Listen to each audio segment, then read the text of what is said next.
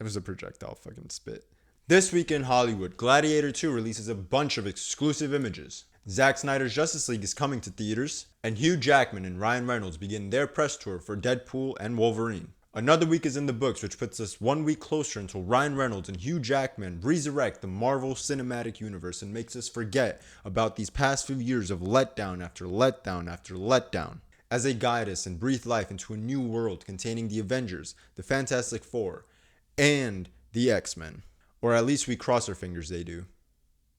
Anyways, I'm your host, Juan Torres. If you're new here, this is a weekly show where I recap the latest announcements, trailers, and funny stories for the current week. If that sounds appealing, I'm here every week. You can hit the bell and subscribe to get notified every time a new episode comes out. Without much further ado, I present to you all This Week in Hollywood. We had a total of 4 major releases this week, 2 of which happen to be 4th installments in popular movie franchises. Let's start off with Despicable Me 4. Not much introduction needed for this one. It's another Minions movie. I'm sure if you have kids, you've already watched it. But that doesn't matter for a movie like this one, as the Minions are pretty much a household name at this point, bound to sell tickets. This one forces Gru to go on the run as a new villain threatens them. But there's a catch. There's a new addition to the family, Gru Jr. The other 4th installment is Eddie Murphy's Beverly Hills Cop Axel F. It's streaming exclusively on Netflix. I dropped a review recently, video link down below, but if you want my shortened thoughts on it, it is a funny, buddy cop comedy bound to put a smile on your face with a bunch of cool, practical action sequences, but it doesn't go deeper than that. Ty West's final film in his X trilogy, Maxine, was released in theaters this week.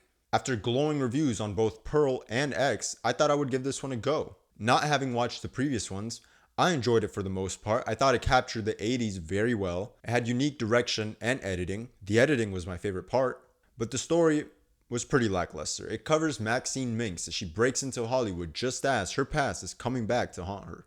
The finale is sort of anticlimactic, but people who watched the previous movies seem to enjoy it a lot more than I did. So, on to some news for the week. Wicked, the Ariana Grande-led Wizard of Oz spin-off movie, moved its release date up to November 22nd.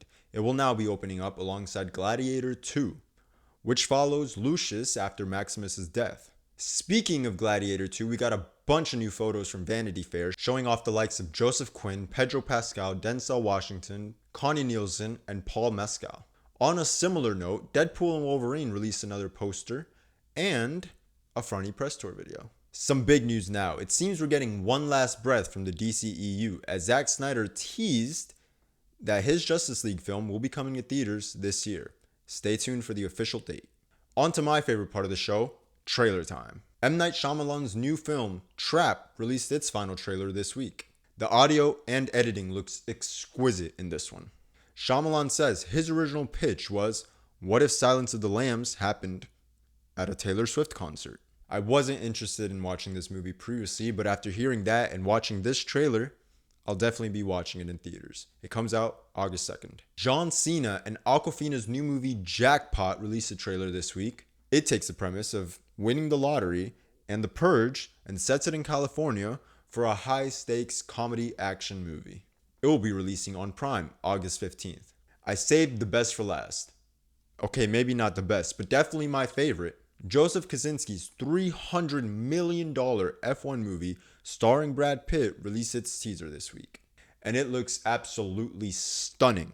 It will be in theaters June 27th. That wraps up trailers for this week. Next week, 2 movies will be releasing in theaters, first of which, a Nicolas Cage and Micah Monroe-led movie, Longlegs, which also released its final trailer this week. It follows Monroe as an FBI agent as she discovers a series of eerie clues she must solve to find her killer. Reviews are glowing, many saying it's one of the best horror movies ever. As of the recording of this video, it has a 97% Rotten Tomatoes score. Lastly, one of my most anticipated movies, Fly Me to the Moon, starring Scarlett Johansson and Channing Tatum, tackles the legendary moon landing. I don't want to say too much as I did watch this movie on an early access screening. I will be putting out my review later this week, likely on Wednesday. But I will say, it's a great American feel-good story. You definitely want to watch this in theaters. That wraps up This Week in Hollywood. Again, I'm your host, Juan Torres. If you want to check out my Beverly Hills Cop Axel F quick review, the video will be popping up somewhere here. And stay tuned for the quick review of Fly Me to the Moon. You don't want to miss this one. Thank you for joining me. Peace.